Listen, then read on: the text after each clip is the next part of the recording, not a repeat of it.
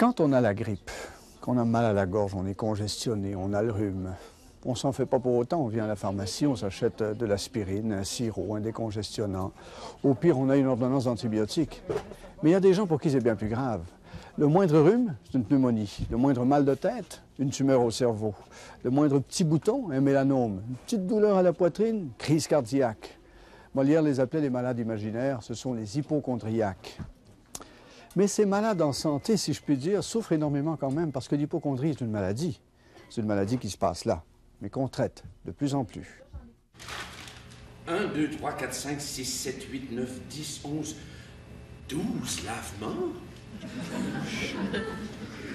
Le mois dernier, c'était 12 médecines et 20 lavements.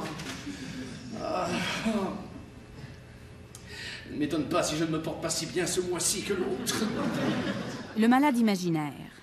En 1673, Molière est mort quelques heures après la 4e représentation de cette comédie. Ironie du sort, il y tenait le rôle d'Argan, un vieil hypocondriaque que personne ne prenait au sérieux. Est-ce que vous êtes malade? Comment si je suis malade? Je suis malade, impudent! Oui, monsieur, vous êtes malade, n'ayons point de querelle là-dessus. Oui, vous êtes fort malade, on demeure d'accord, et plus malade que vous ne le pensez. Voilà qui est fait. Plus de 300 ans après le malade imaginaire, les hypocondriaques continuent de souffrir en silence pour se tenir à l'abri du ridicule. Je viendrais, là, certainement, je n'irais pas voir le médecin le lendemain, la même journée ou le lendemain. Je viendrais probablement pas capable de manger, pas capable de dormir. Alice Lagacé, 59 ans, souffre d'hypocondrie depuis 4 ans. Je me lève le matin, j'ai mal à la gorge. Là, je vais me toucher pour voir si ça y aurait pas une bosse en quelque part. Tout d'un coup, ça le cancer de la gorge. J'ai eu un épisode il y a 2 ans où je ne pouvais pas me concentrer. Je ne pouvais pas manger. J'arrivais à peine à travailler. Je partais tôt et je pleurais tout le temps. Michelle Ebert, 26 ans, souffre d'hypocondrie depuis toujours. Je me souviens, à 9 ans, j'ai eu la rougeole. Et j'avais entendu parler d'un enfant qui l'avait eu dans les intestins et qui était presque mort. Je me souviens, je pleurais. J'étais convaincue que j'allais mourir. Puis je me sentais inutile, je me sentais un fardeau. Puis c'est là que je me suis dit, je vais en finir. Marilyn Doucet, 28 ans, souffre d'hypocondrie depuis 3 ans. Le 9 janvier 1996, après le départ des enfants pour l'école, Marilyn s'est glissée dans un bain chaud, avec une bouteille de pilule à la main. Elle a voulu mourir, pour en finir avec sa peur de mourir. Une peur qui la hante depuis très longtemps. Ici, j'ai 5 ans. C'est pas longtemps après que mon oncle soit décédé, que j'ai été témoin de sa mort. J'étais avec lui. Il s'est mis à vomir, puis il est mort sous mes yeux. Il est décédé du cœur, puis je crois vraiment que c'est de là que mon hypocondrie commence. Marilyn est traumatisée par la mort de son oncle et par les problèmes cardiaques de son père. Elle développe des tendances hypocondriaques, mais ça ne l'empêche pas de bien fonctionner. Jusqu'au jour où, à l'âge de 25 ans, elle est gravement malade. En décembre 1993, on lui prescrit de la pénicilline pour une infection à streptocoque. 10 jours plus tard, elle se présente à l'urgence, saisie d'un malaise cardiaque. Le cardiologue qui avait là, il dit, on ne peut pas vous passer des tests tout de suite parce que c'est la fin de semaine, mais moi, je crois que vous avez un endocardite, une infection au cœur. Fait que pendant toutes ces journées-là, ces 3 jours-là d'attente, je me suis attendue au pire. Après 3 jours d'angoisse, Marilyn apprend qu'elle ne souffre que d'une allergie à la pénicilline. C'était un 18 décembre, puis quand je suis sortie de l'hôpital, je me comprenais plus. J'avais plus le goût de vivre, j'avais plus d'appétit, j'étais tout le temps inquiète, je revenais tout le temps, mais tout à coup, qu'ils m'ont laissé sortir, puis que je suis malade, puis ils l'ont pas vu. Allô? Salut! Ça va? J'étais comme un enfant, à chaque 15 minutes, est-ce que je vais être correcte? Je vais-tu mourir? Au moins un petit symptôme physique, là, je capotais. Mon cœur commençait à battre vite. C'était surtout après avoir mangé. Surtout après un repas, les gens parlaient. Là, j'écoutais plus ce que le monde disait parce que j'étais trop préoccupée par mon battement de cœur. À un tel point là, que mon cœur battait fort dans ma tête, puis j'essayais pas trop que ça paraisse, les mains en dessous de la table, puis je regardais ma montre, puis là, je prenais mon battement de cœur. 120 la minute. Oh mon Dieu, là, quelqu'un me posait une question. Oui, j'avais pas compris ce qu'il me disait parce que j'étais tellement concentrée à un tel point que c'est là que ça commençait, mes troubles de panique. Là, je commençais à engourdir. Pendant cette période, c'est à son ami Joël que Marilyn s'est accrochée comme à une bouée. Des fois, elle avait peur de perdre conscience puis qu'on s'en rend pas compte.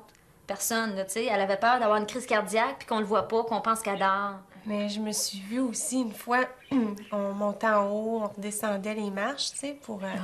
Puis là, je dis, mon cœur, il bat vite. Joël, je te dis, c'est pas normal. Elle me prend la main, elle dit, OK, c'est assez. On va monter les marches, là. Là, je la suivais. On va redescendre les marches vite. Là, je la suivais, on descendait les marches. Là, elle me prenait la main, puis elle disait, Gay, tu vois? Moi aussi, là, il bat vite. Puis là, j'étais là, ah, OK. Tu sais, il fallait qu'elle me le prouve. Rapidement, la phobie de la crise cardiaque se double d'une phobie du cancer. J'ai trouvé que j'avais une petite bosse en arrière de l'oreille ici. Là, je me disais, ça y est, je dois avoir le cancer des ganglions. Là, je pouvais me lever le matin, là, puis analyser ma bosse, là, checker tout le temps. Quelqu'un me parlait, j'étais toujours comme ça, puis je vérifiais ma bosse, tu sais. Là, je me disais, ça y est, j'ai peut-être le cancer des ganglions. Marilyn a peur pour elle, mais aussi pour ses enfants. À quelques reprises, toute la famille se retrouve à l'hôpital en pleine nuit pour des balivernes. Rémi a des bleus sur les jambes. Marilyn est convaincue qu'il souffre de leucémie. Amélie saigne du nez. Marilyn en conclut que ses reins ne fonctionnent plus. Au bout de quelque temps, personne ne la prend au sérieux. Moi, je dirais que c'est une maladie, le cancer de l'âme, là, parce que ça tronche par en dedans, puis personne peut s'en rendre compte, personne ne s'en aperçoit sauf toi. Je me sentais très, très, très seule. Quand j'ai vu l'annonce de ça, je me suis dit peut-être qu'ils peuvent m'aider parce que c'est du monde qui ont peur.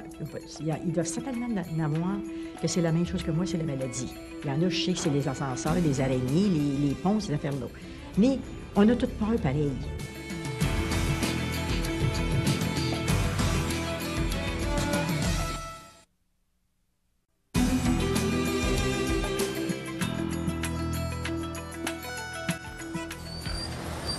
Michelle Ebert est une New-Yorkaise de 26 ans.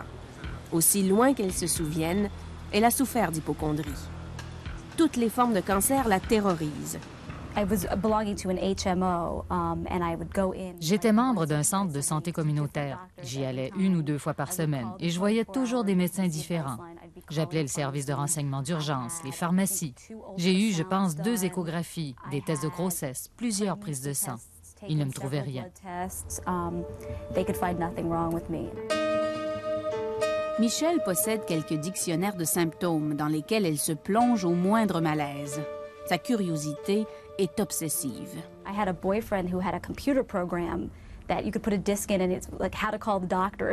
J'avais un copain qui avait un programme d'ordinateur où on pouvait vérifier nos symptômes. Un soir, je suis tombée là-dedans et je lui ai vraiment fait peur. J'étais pas capable de m'arrêter. Je vérifiais tout ce que je pouvais. J'étais vraiment obsédée.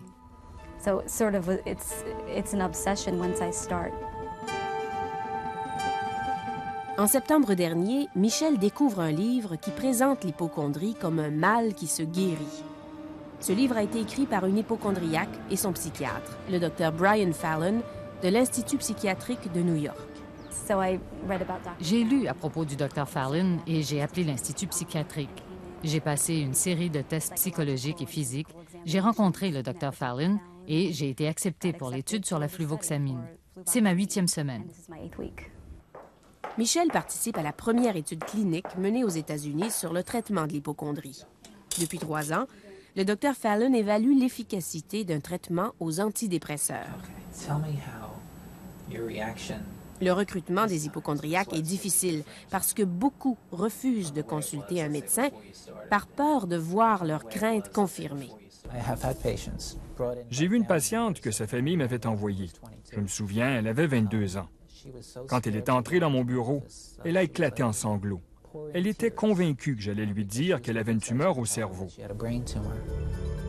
Jusqu'à maintenant, le Dr. Fallon a traité une 40aine de malades avec du Prozac et une dizaine avec du Luvox, un antidépresseur de la même famille. Il a constaté que dans 70% des cas, l'hypocondrie a disparu ou s'est atténuée. Plusieurs patients vont mieux, et ça, c'est nouveau. Parce que jusqu'à tout récemment, on croyait que l'hypocondrie était réfractaire à tout traitement, et que le mieux qu'on pouvait faire avec les gens, c'était de leur tenir la main, de tenter de les rassurer et de réduire leur anxiété temporairement.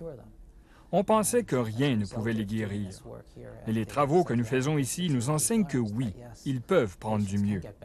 Il y a beaucoup d'espoir pour ces patients. I feel so much better. In many ways, I still Je me sens beaucoup mieux. Il reste que je suis une personne tendue et inquiète et que j'ai toujours des préoccupations face à la maladie. Mais j'ai l'impression qu'elles m'atteignent moins et que je suis capable de les mettre en perspective. J'ai encore des inquiétudes, mais aujourd'hui, je sais qu'elles sont un peu irrationnelles. So I might still worry about them, but now I'm realizing that there's an irrational element to my worries. Quand allez-vous arrêter de prendre les médicaments? Never.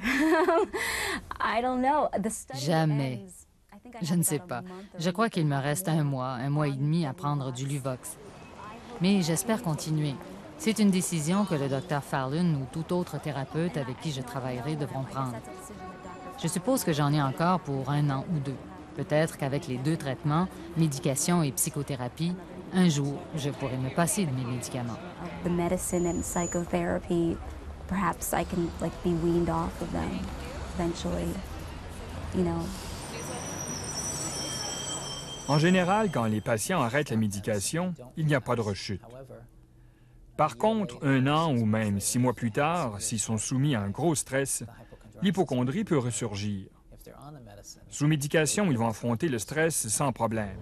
Mais sans médication, les symptômes peuvent revenir. Si Michel est sorti du bois pour le moment, ce n'est pas le cas d'Alice. Elle a vu des dizaines de médecins. Aucun ne lui a suggéré d'essayer les antidépresseurs, mais plusieurs lui ont prescrit des calmants. J'ai toujours des pilules plénaires, j'y vais plus. Parce que des pilules plénaires, j'en ai eu depuis une couple d'années, puis ça change pas, ça, moi, je trouve, les pilules plénaires. Là, c'est pour ça que je suis venue ici, là, parce que je veux essayer de trouver d'autres choses. Je vais essayer d'aller à différents endroits pour peut-être qu'il y a quelqu'un qui va trouver la solution. Alors, je vais essayer de démontrer comment on peut on peut faire monter la panique en ayant peur des maladies. Alice vient de commencer à fréquenter les rendez-vous hebdomadaires de l'organisme Phobie Zéro, un groupe de soutien et d'entraide pour personnes souffrant d'anxiété, de phobie et de troubles paniques. Phobie Zéro, là, quand j'ai vu l'annonce de ça, je me suis dit peut-être qu'ils peuvent m'aider parce que c'est du monde qui ont peur. Ils doivent certainement en avoir que c'est la même chose que moi, c'est la maladie. Il y en a, je sais que c'est les ascenseurs, les araignées, les ponts, ces affaires-là. Mais on a toutes peur pareil. Moi, ça m'a aidé. Ils m'ont donné des trucs et maintenant, je fais de gros efforts. Peut-être que dans le truc à eux autres, les choses qu'ils donnent, peut-être que je peux me l'appliquer à moi pour la maladie. Beaucoup de cas d'hypocondrie sont le symptôme d'un autre problème de santé mentale comme la dépression ou le trouble panique. C'est pour ça que souvent, en ajoutant les antidépresseurs à la thérapie, le problème se règle. Dans le cas de Marilyn, c'est ce qui s'est passé. Elle prend des antidépresseurs depuis l'été dernier. Nous l'avons accompagnée dans un dépanneur pour voir jusqu'à quel point elle allait mieux. Cette semaine-là, la revue Santé consacrait un article à l'identification des symptômes de maladies graves. Il n'y a pas longtemps, Marilyn aurait dévoré le magazine. On dirait que c'était plus fort que moi. Une espèce de curiosité morbide. Oui, juste pour voir si je manquerais pas quelque chose sur moi. C'était comme de la prévention pour moi. Maintenant, est-ce que tu réussis à venir dans les magasins sans regarder ces revues-là?